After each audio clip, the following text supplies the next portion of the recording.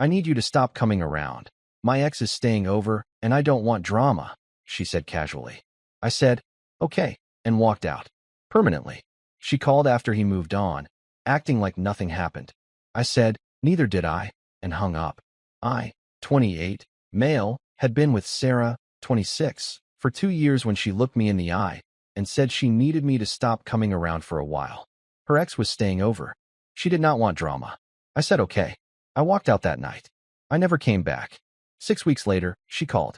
Her voice was light, casual, like she was picking up a conversation we had paused.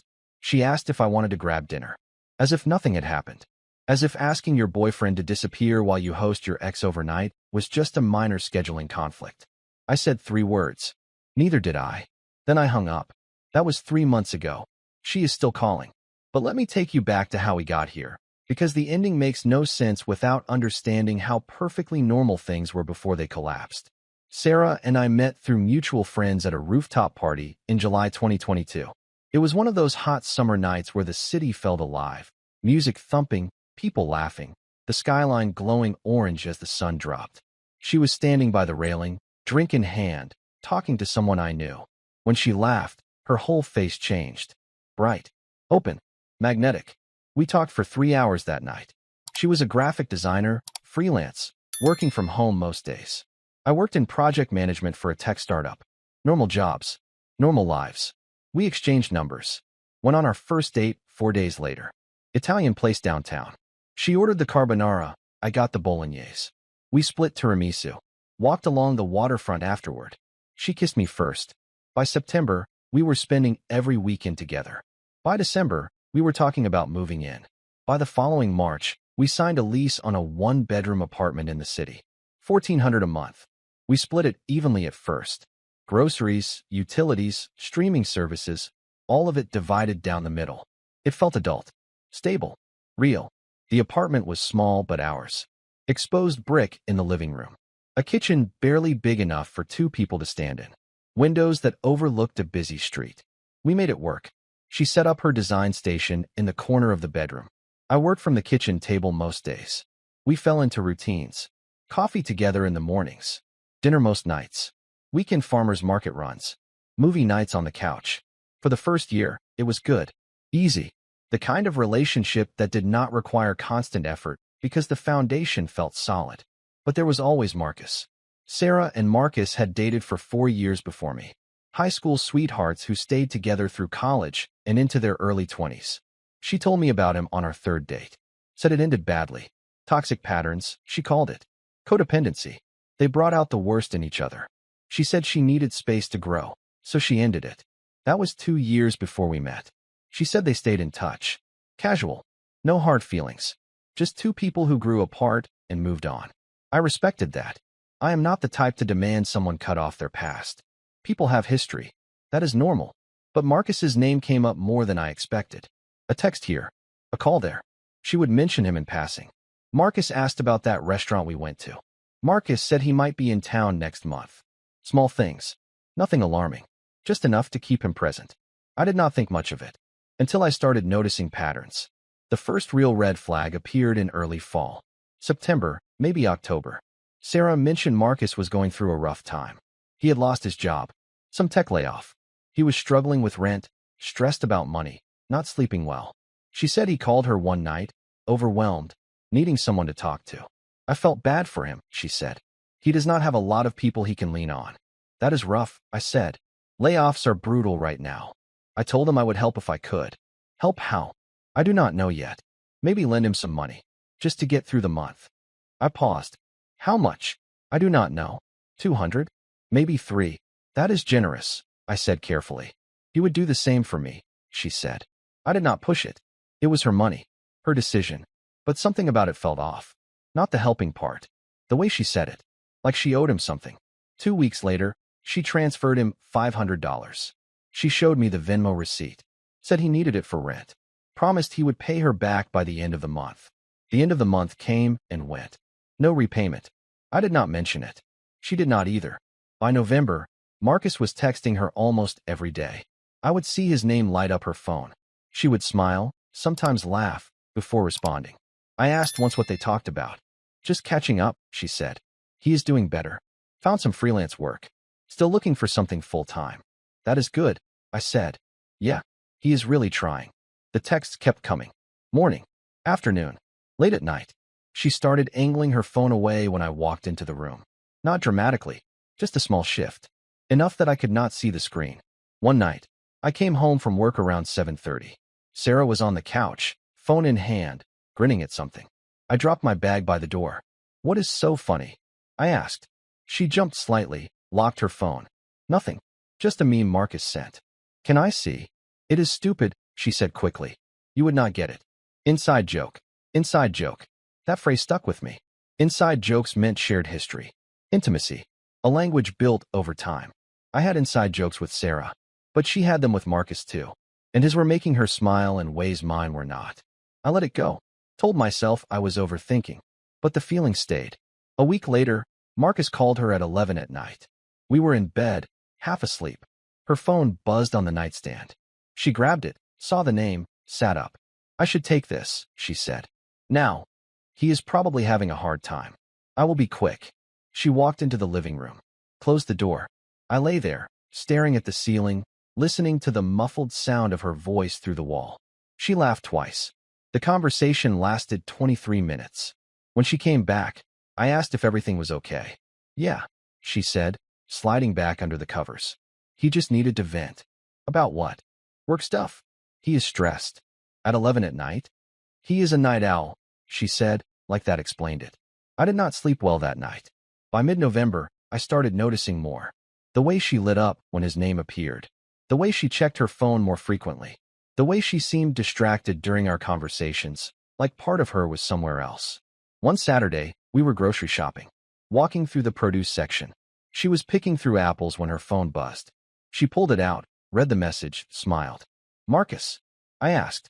She looked up, startled. Yeah, he just sent me a photo of a dog he saw. Cool. She put her phone away, but the smile stayed. I wanted to ask, wanted to say, are you still into him? But I did not, because part of me did not want to hear the answer. Instead, I watched, and waited, and hoped I was wrong. The breaking point came on a Tuesday, late November. One of those cold, gray evenings where the sun set too early and the city felt heavy. I came home from work around 7. Sarah was in the kitchen, chopping vegetables for stir-fry. She looked relaxed. Hair tied up, oversized sweater, bare feet on the cold tile. Hey, I said, dropping my bag by the door. How was your day? Good, she said, not looking up. Listen, I need to talk to you about something. I poured myself water, leaned against the counter. What is up? Marcus is coming into town this weekend, she said, scraping diced onions into a bowl. He needs a place to crash for a few days. I told him he could stay here. I set the glass down. Here? In our apartment.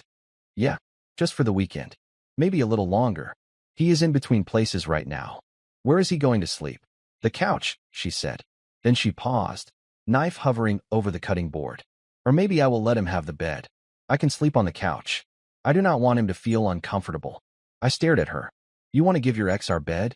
It is not like that, she said, finally looking at me. He is going through a lot. I just want to help. Sarah, he is your ex-boyfriend. You are asking him to stay in our home. In our bed. I knew you would make this weird, she said, her voice tightening. This is exactly why I did not want to tell you. Make this weird. I repeated slowly. You think this is a normal thing to ask? He is my friend. You are being controlling. I am not being controlling, I said, keeping my voice even. I am telling you I am not comfortable with my girlfriend's ex staying in our apartment. That is a boundary, not control. She put the knife down, crossed her arms. I already told him yes. He is coming Friday. Then I will stay somewhere else this weekend, I said. No, she said. Her tone shifted. Colder. That is the thing. I need you to not come around at all. For a while. The words landed like ice water. What? Marcus is dealing with a lot of stress right now. Seeing you here, knowing I moved on, it is going to make things harder for him. I do not want drama. So I need you to just give us some space. Until he gets settled. I stood there. Silent. Processing. The hum of the refrigerator. The distant sound of traffic below. My own heartbeat loud in my ears. You are asking me, I said slowly, to leave our apartment so your ex-boyfriend can stay here. Without me. Because seeing me will upset him. Just for a little bit, she said, like it was the most reasonable thing in the world. A week. Maybe 2. I will text you when things calm down. I nodded once. Twice. Okay. Her shoulders dropped. Relief flooded her face. Thank you. I knew you would understand. I need to grab some things, I said. I walked into the bedroom, pulled a duffel bag from the closet, packed methodically, clothes, toiletries, laptop, charger, phone cord, my watch from the nightstand, the book I was reading. I moved through the room like I was checking out of a hotel. Sarah stayed in the kitchen. She did not follow me, did not ask if I was okay, did not question why I was packing so much for what she thought was a temporary break. When I came back out, bag over my shoulder, she was plating the stir-fry. 2 plates. She looked up, smiled. I will call you in a few days, okay? She said brightly. Once he settles in, we can figure out when you can come back. Sure, I said. I walked out the door, took the elevator down 14 floors, got in my car, drove across town to my brother's place. He opened the door, saw the bag, saw my face. What happened? He asked. I need a couch for a few nights, I said. He stepped aside, let me in, did not ask questions. That night, I sat in his guest room and stared at my phone. Sarah had not texted. Not once. No, are you okay? No. Thank you for understanding. No, I know this is hard. Nothing. At 11:30 that night, I opened my contacts. Found her name. Blocked it. Then I went through every app. Instagram, Facebook, Snapchat, WhatsApp. Blocked. Deleted. Removed. By midnight, Sarah no longer existed in my phone. Update 1. The next morning, I woke up with complete clarity. I was not angry. I was not hurt. I was done. I called the landlord at 9. Our lease was in both our names, but I had been covering 60% of the rent for the past 4 months. Sarah's freelance income had dropped. She said she was trying to build her client base. I picked up the slack, paid more, did not complain. I explained the situation to the landlord, told him I needed off the lease. He said he would need Sarah's signature to remove me. I told him to send her the paperwork. I was not going back to that apartment. Then I went to the bank.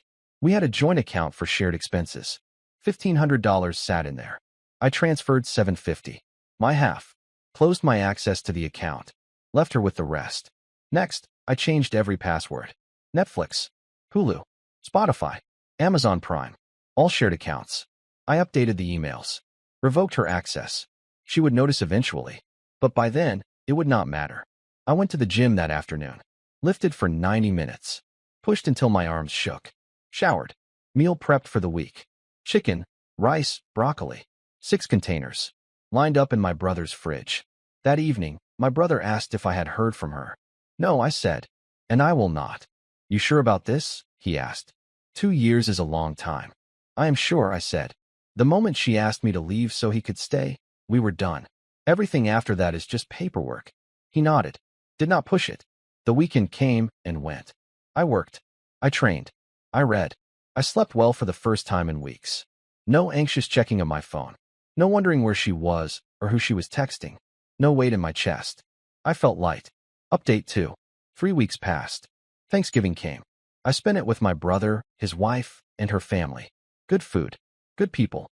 No drama. I helped cook. Watched football. Played cards with their nephews. It felt normal. Easy. That Tuesday, my brother walked into the living room holding his phone. Dude, Sarah just texted me. I looked up from my laptop. What did she say? She is asking if you are okay. Says you blocked her. Wants to know how to reach you. What did you tell her? Nothing yet. Tell her I am fine, I said. That is all. He typed. Sent it. A minute later, his phone buzzed. He read it. Looked at me. She says she wants to talk to you. Says it is important. It is not, I said. He nodded. Put his phone away. 2 days later, my best friend Jordan called. Bro, I just ran into Sarah at the coffee shop. Okay, I said. She asked about you. Said you disappeared. She seemed genuinely confused. What did you tell her? That you were doing great. That you moved on. Good. She did not take it well, he said. Started tearing up. Asked me what she did wrong. I told her I was not getting in the middle of it. Smart, I said. What actually happened, he asked. She made it sound like you ghosted her for no reason. I told him. The whole story. Marcus. The apartment. The request to leave. The casual dismissal of my feelings. Jesus, he said when I finished. That is insane. Yeah. And she really thought you would just wait around? Apparently. Man, he said. Good for you for walking. Thanks. That week, Sarah tried texting 3 of our mutual friends. 2 ignored her. 1, Jessica, felt bad and reached out to me. Hey, she said when she called.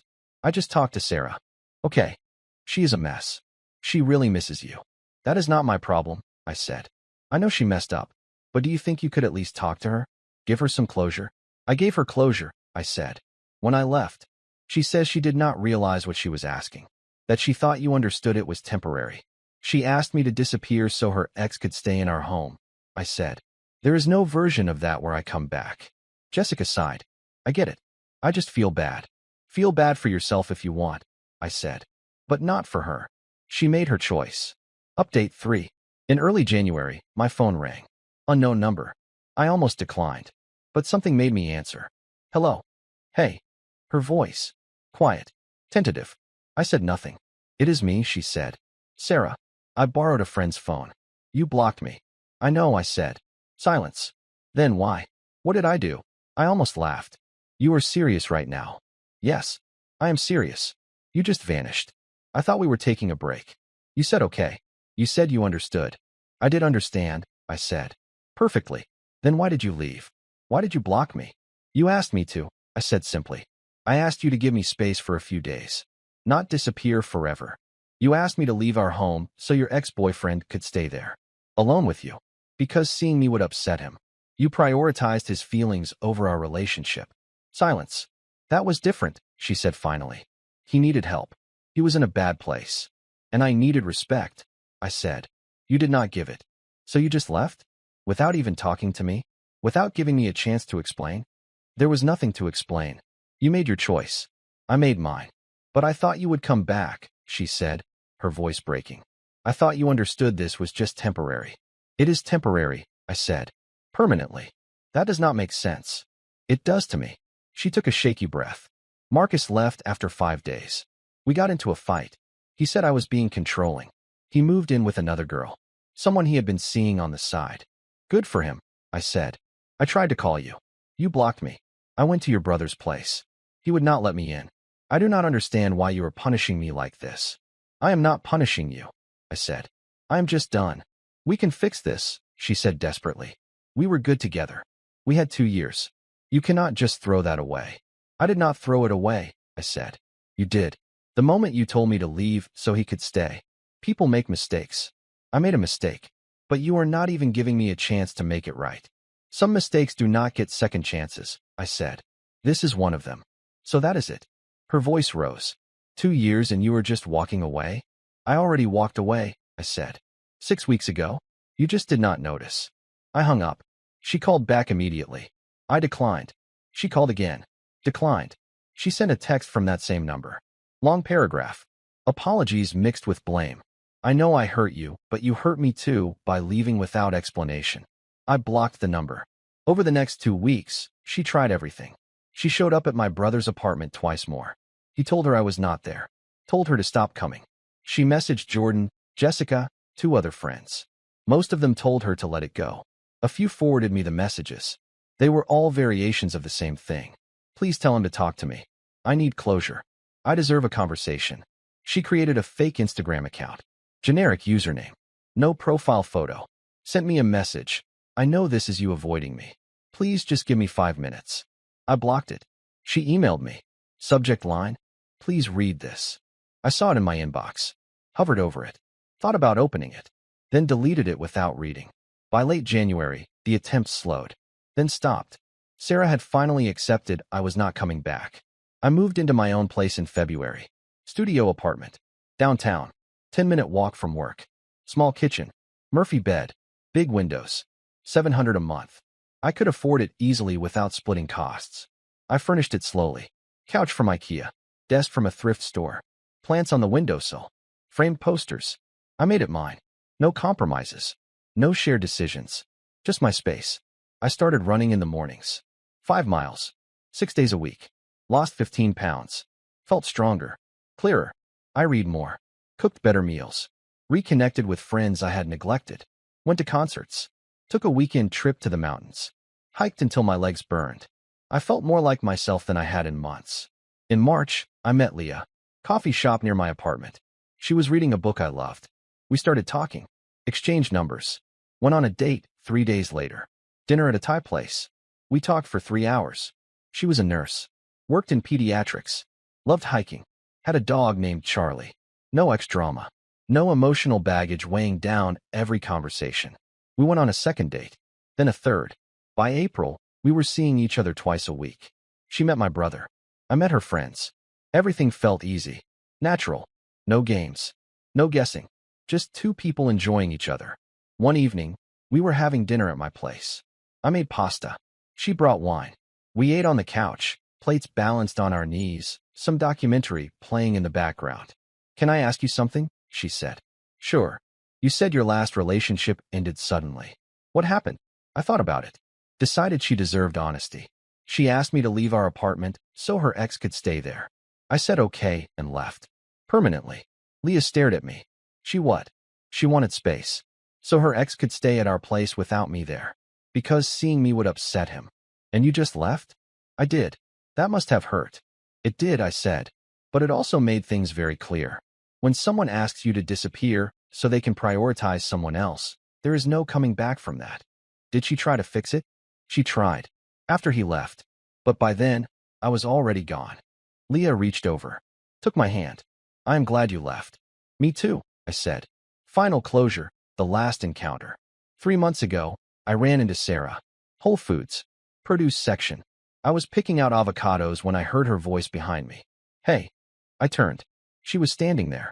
Same face. Different energy. Tired eyes. Uncertain smile. Hey, I said. How have you been? Good. I heard you were seeing someone. I am. She nodded slowly. Looked down at her basket. I am happy for you. Thanks. Long pause. The sounds of the store filled the space. Carts rolling. People talking. Produce being sprayed. Do you ever think about us? She asked quietly. No, I said. She flinched. Not at all. Not at all. I think about you, she said. All the time. I wish I could take it back. What I did. What I said. The way I treated you. You cannot take it back, I said. I know. Her voice cracked. I just want you to know I am sorry. I was stupid. Selfish. I did not realize what I had until it was gone. Okay, I said. Is there any chance we could talk? Really talk? Get coffee or something? No, I said. She looked at me. Eyes red now. I miss you. You miss having someone who accepted your disrespect. I said evenly. That is not the same as missing me. I put 3 avocados in my basket. Walked past her toward the checkout. Did not look back. That night, Leah asked if I was okay. Yeah, I said. Ran into my ex at the store. How did it go? She apologized. Asked if we could talk. What did you say? No. Leah smiled. Kissed my cheek. Good. I am exactly where I want to be, I said. And I was. Some people think love means accepting anything. Forgiving everything. Waiting endlessly. But real love does not humiliate you.